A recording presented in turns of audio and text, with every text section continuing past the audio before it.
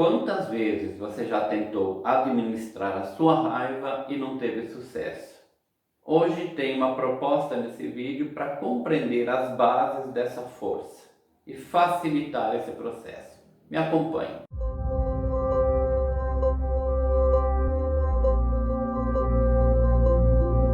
Para desenvolver o tema de hoje, vou lançar mão da medicina chinesa, mais especificamente os princípios que regem a compreensão de mundo, esse olhar de mundo.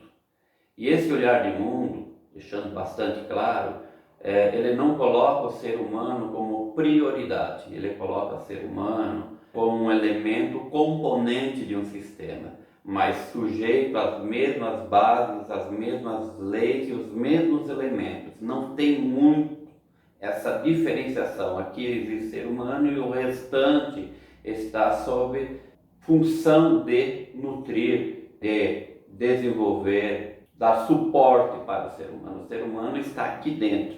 E por que isso é importante? Porque se eu compreendo isso, qualquer lei, qualquer compreensão que eu faço na natureza, eu também estou fazendo a compreensão sobre mim mesmo. E vice-versa. E isso é muito visível no tema que eu vou trazer hoje para vocês. Só que antes de avaliar e chegar nesse tema, eu gostaria de chamar a atenção para um outro detalhe. Um detalhe que, para fazer essa compreensão, a gente não pode ter uma linguagem fundamentalista, que é aquela lógica que eu chamo lógica reta. Precisamos entender que existe um simbolismo em todo o aspecto filosófico, quando ele tem um nível de profundidade, tem que ter um simbolismo. E esse simbolismo, vou dar um exemplo para entender como é importante essa perspicácia de olhar o simbólico. Porque se eu não tiver condições de ler o simbólico das coisas, eu acabo não me abrindo para experimentar nada. Um exemplo para entender o simbólico. Dentro de um relacionamento, alguém vem lhe contar sobre esse relacionamento e diz o seguinte: essa pessoa me leva para as nuvens.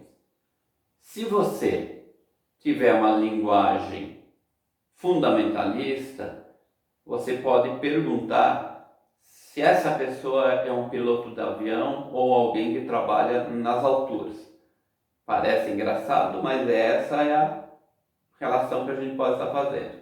Mas se você já tem essa linguagem simbólica, você tem essa compreensão, que na linguagem a gente consegue fazer essa figura de linguagem, compreender isso, você sabe que a pessoa está dizendo que dentro desse relacionamento eu me sinto leve, livre, solto, me sinto pleno.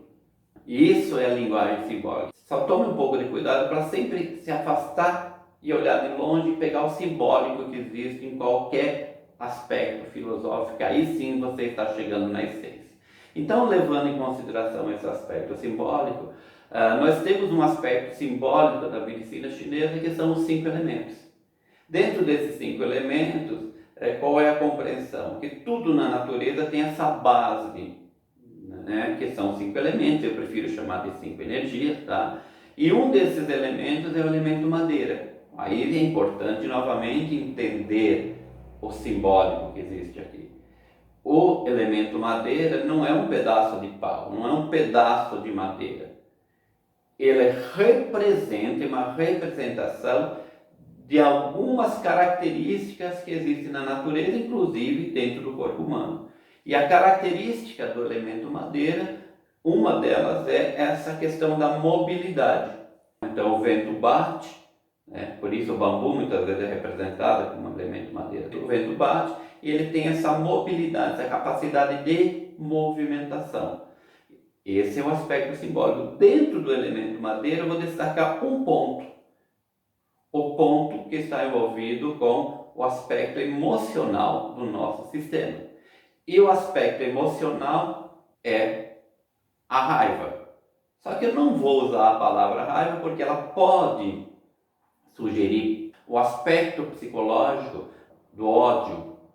E não é nesse ponto que eu quero destacar. Eu quero pegar na sua essência. E a sua essência é muito mais uma força de agressividade, entendendo força de agressividade como uma potência que nos move, o ato de você estar disposto a me ouvir nesse momento, o ato de você estar disposto a buscar um trabalho, a buscar um relacionamento, já carrega em si essa potência, essa agressividade.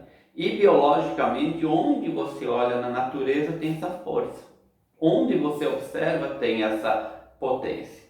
A questão é que quando eu não consigo usar essa força para uma ação prática, objetiva, concreta, ela pode se manifestar numa raiva com característica psicológica, e aí sim eu vou ter o controle perdido sobre a situação, e aí eu me perco nessa força. E essa força me controlando, você perde direção, sentido e objetividade na vida.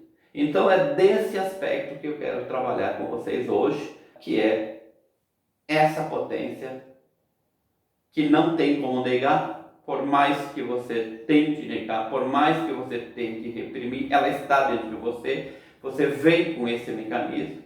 Então o mais importante não é negar, o mais importante não é deixá-la se manifestar, o mais importante é se familiarizar e reconhecer ela no corpo. Não quando ela se manifestou. Você pode identificar antes, porque é uma força que corre pelo corpo, é uma força que você pode perceber circulando pelo corpo, porque ela tem intensidade, ela tem temperatura, ela tem característica reconhecível. Vou dar um exemplo. Para o carro se mover, ele precisa combustível, não tem dúvida nenhuma disso. Essa energia seria o próprio combustível. Só que se você usar ela de forma inadequada, fora da função, que é mover o carro, e por algum motivo ou outro você chegasse com uma fagulha de fogo perto do tanque aberto, você correria o risco de causar uma grande destruição e o combustível, em vez de virar ou se transformar numa força de movimento, ele se transformaria numa força de explosão. Então, uma força cinética viraria uma grande explosão, uma liberação de calor. Mas não é porque o combustível tem esse aspecto inflamável que você não quer mais trabalhar com ele, porque senão você não move o carro. O nosso corpo ocorre da mesma forma, é o combustível que nos move, essa agressividade. Quando ela é bem conduzida, ela vai te levar para algum lugar. Mas quando você perde a direção da sua vida, ela pode te destruir, ela pode te queimar, ela pode causar uma lesão interna. Lançando mão mais uma vez de uma outra filosofia, de um conceito budista, e esse é um aspecto importante, ele chama atenção para esse detalhe. Se você estiver na tentativa de controlar a sua raiva, você se sente de vez em quando tomado por essa força, fica de olho uma coisa interessante. Quase sempre, você vai ver essa raiva surgir quando você está agindo ou com uma pretensão de ação, se movendo, buscando algo, fazendo algo, ou alguém ou uma situação causa uma obstrução dessa ação. Vou dar um exemplo do dia a dia, onde essa energia, que ela é a potência para a execução, se transformando num desequilíbrio emocional. É um deslocamento da função dela, da ação, para o que a gente chama de agressão gratuita ou agressão psicológica. Acontece com muita regularidade, com todo mundo, só muda a intensidade. Estudem isso, observem isso. Por exemplo, estou andando com pressa para chegar em algum lugar e no meio do caminho algo me dificulta essa caminhada ou começa a me atrasar nessa caminhada.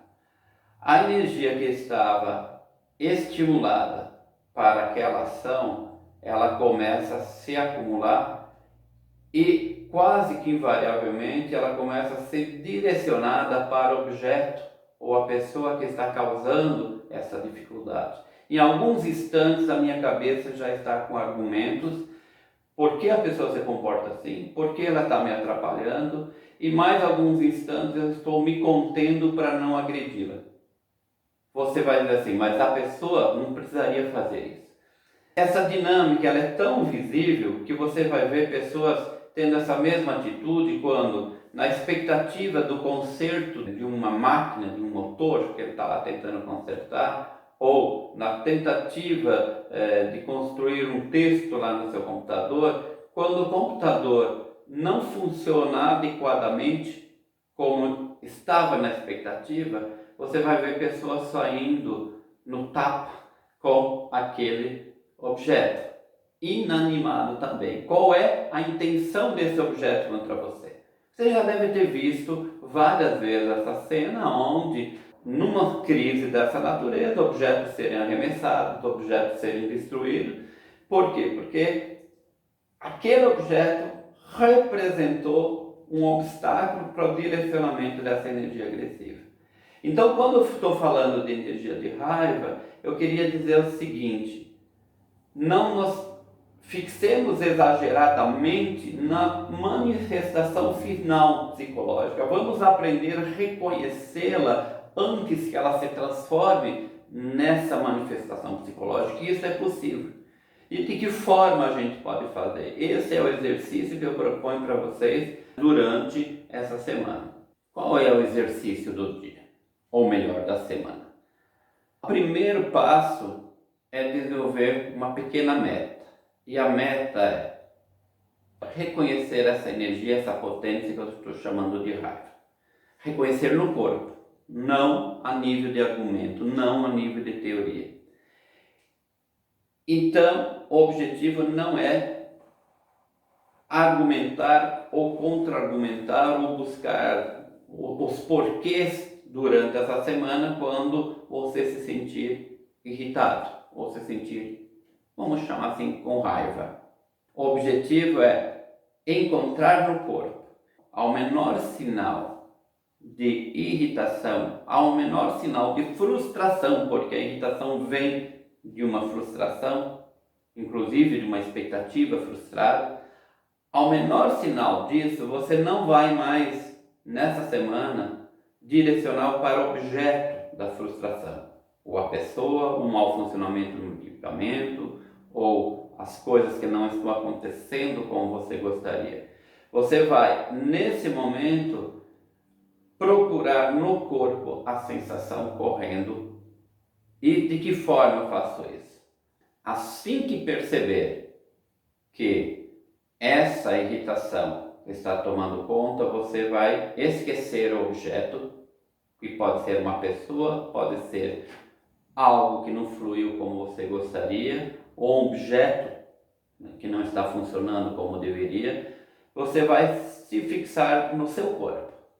Comece a olhar, perceber o que acontece no estômago, o que acontece nos braços, o que acontece na cabeça, se tem calor, tontura, uma agitação, o que acontece no seu desejo de fazer, você tem vontade de sair daí, buscar alguma coisa para compensar, mas principalmente nas sensações que estão ocorrendo no corpo.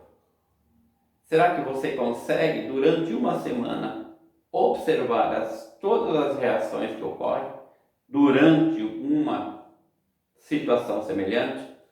Por que isso é extremamente importante? Porque se você realmente quer sair desse sofrimento, quer trabalhar com o sofrimento que isso causa em você, o primeiro aspecto é reconhecer que ele existe, como é a sua manifestação, que não é nada fora da sua natureza, é simplesmente uma questão de aprender a trabalhar com essa energia. Só que para aprender a trabalhar com essa energia, primeiro eu preciso reconhecê-la na sua raiz, no início da sua manifestação. Porque se você deixar essa energia vir para a mente e se transformar em argumentos, em diálogo interior, você não a administra mais. Possivelmente você vai ter um dano de um tipo ou de outro.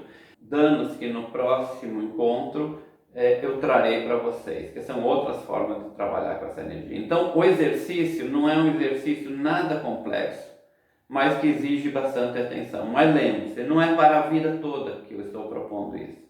É para fazer isso durante uma semana. Será que você consegue? No próximo encontro, trarei outras formas de trabalhar com essa força, inclusive para sair de dor física e de dor emocional. E fique em paz, mesmo sabendo que existe uma energia que pode tirar a paz. E é justamente para poder ficar em paz que a gente aprende a trabalhar com essa força. Lembre-se, força que está dentro de todos nós, mas que podemos usá-la de um jeito ou de outro. Reconheçamos que isso corre pelo corpo. Até mais e sucesso nessa proposta.